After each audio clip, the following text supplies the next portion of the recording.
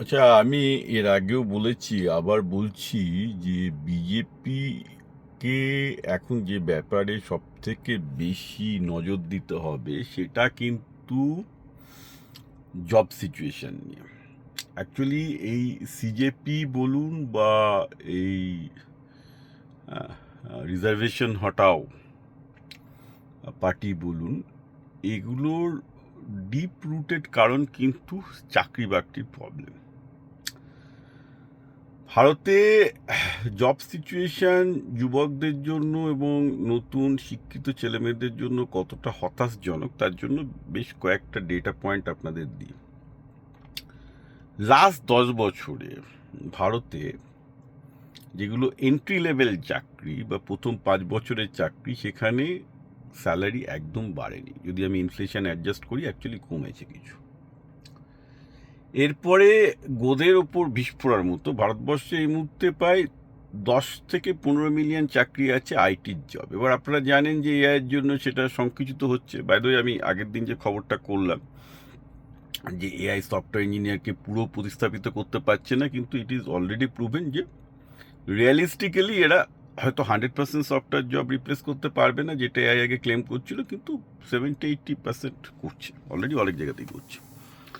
ঠিক আছে, তো ভালো যারা আছে তারা টিকে যাবে, তো এই নয় যে জব করছে না। তো বার্নস্টাইন বলে একটা কনসালটেন্সি সংস্থা বোধহয় বোস্টনের, তারা ডিটেলসে ভারতীয় সরকারকে একটা ওপেন লেটারে চিঠিতে পাঠিয়েছে এই যে ভারতের 10 থেকে 15 মিলিয়ন জব এই কিন্তু নেক্সট 5 বছরে প্রচণ্ড খতরা মেয়া, এবং আমরা সেটা দেখতেই পাচ্ছি, কারণ ইনফোসিস টিসিএস থেকে শুরু করে সবাই লোক সংখ্যা কমাচ্ছে, ক্যাম্পাসিং হচ্ছে না।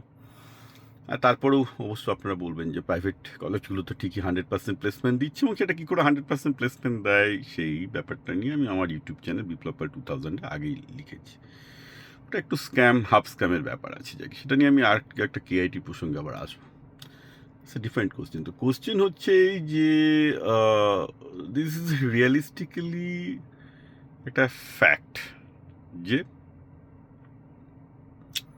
ভারতবর্ষে অগ্রগতি হচ্ছে, একটা শ্রেণীর হাতে টাকা আসছে, যারা উপরের দিকে চাকরি করছে তাদের হাতেও টাকা আসছে, কিন্তু এন্ট্রি লেভেল এবং একটা সার্টেন স্যালারির নিচে যারা একটা নিম্ন মধ্যবিত্ত বা স্টার্টিং স্যালারি, তাদের কিন্তু লাস্ট 10 বছরে কিছু হয়নি। এই জায়গাটা কিন্তু বিজেপির অ্যাকিলিস হিল হয়ে যাচ্ছে। বিজেপি জনগণ, এই যে সিজেপি বলুন বা এই বলুন, এখানে কিন্তু আসল ব্যথাটা কিন্তু চাকরিতে, আসল ব্যথা কিন্তু চাকরিতে, আমি বারবার করে বলছি। এই জায়গাটায় যদি অ্যাড্রেস করতে বিজেপি ঠিকঠাক করে না পারে, আপনি বলবেন বিজেপি তো প্রচুর স্কিম নিয়েছে এই জায়গাটা অ্যাড্রেস করার জন্য। আই অ্যাবসলিউটলি এগ্রি, বিজেপি প্রচুর স্কিম নিয়েছে, but again true to BJP, BJP scheme প্রচুর নাই, কিন্তু একটা স্কিমকে সফল হতে গেলে তার যে এক্সিকিউশন, তার যে ইকোসিস্টেম গড়ে তোলা, তার যে সাপোর্ট সিস্টেম, এটা একটা গণতন্ত্রে কঠিন কাজ, আমি মানছি, কিন্তু এই জায়গাটায় বিজেপি কিন্তু ওটা সফল নয়। আপনি বিজেপির লাস্ট 12 বছরের সমস্ত স্কিমগুলো দেখুন, সে মেক ইন ইন্ডিয়া হোক বা যতই হোক না কেন, ঢাকঢোল পিটিয়ে প্রচুর নামিয়েছে, ভালো পরিকল্পনা, আই অ্যাপ্লড দেম, আমি তাদেরকে সাধুবাদ জানাচ্ছি, কিন্তু ইমপ্লিমেন্টেশন করতে গিয়ে কিন্তু প্রচুর ছড়ানো আছে। মানে একটা স্কিম নামালেই তো হয় না, সেটাকে রিক্যালিব্রেট করতে হবে, এবং করতে গিয়ে তা বাধাপ্রাপ্ত হবে, তারপর সেটাকে ঠিক করতে হবে, আবার ঠিক করতে হবে, ক্যালিব্রেট করতে হবে, আবার ঠিক করতে হবে, যেটা কন্টিনিউয়াস প্রসেসের মধ্যে গিয়ে যেটা একটা জিনিসকে দাঁড় করাতে হয়, সেই কঠিন কাজটা করতে বিজেপি কিন্তু ইচ্ছুক নয়, এবং এটা যে কংগ্রেস ইচ্ছুক ছিল তাও কিন্তু নয়, কারণ এটাতে গণতন্ত্রে কোনো ডিভিডেন্ড নেই। কারণ একটা মন্ত্রী ফিতে কাটার জন্য দেখে যে লোকে ভাবে আরে বাবা অনেক কিছু আসছে, তারপরে কি হলো তো সবাই ভুলে যায়। গণতন্ত্রের প্রবলেম এখানে। হ্যাঁ, কারণ গণতন্ত্রে আপনি ফিতে কাটা, উদ্বোধন হচ্ছে, খবর হচ্ছে, হয়ে গেল, তারপর প্রজেক্টটা ঠিকঠাক করে মানুষকে ডেলিভারি দিল কি না দিল সেই নিয়ে কোনো খবর নেই। এই দিকটায় বিজেপিকে নজর রাখতে হবে, বিকজ বিজেপি এতদিন ক্ষমতায় এসছে, এবং এরা যদি এই মানুষের জব সিচুয়েশনটাকে অ্যাড্রেস না করে, তাহলে কিন্তু নেক্সট ইলেকশনে খবর আছে। একটা জিনিস খেয়াল রাখতে হবে, পশ্চিমবঙ্গের জেতাটাই কিন্তু তাদের শিক্ষা দিতে পারে যে জনগণ পশ্চিমবঙ্গে এত হতাশায় ছিল যে যেসব জায়গায় বিজেপি ফ্ল্যাগ পর্যন্ত নেই, এজেন্ট পর্যন্ত নেই, সেসব জায়গাতেও পশ্চিমবঙ্গে বিজেপি জিতে গেছে।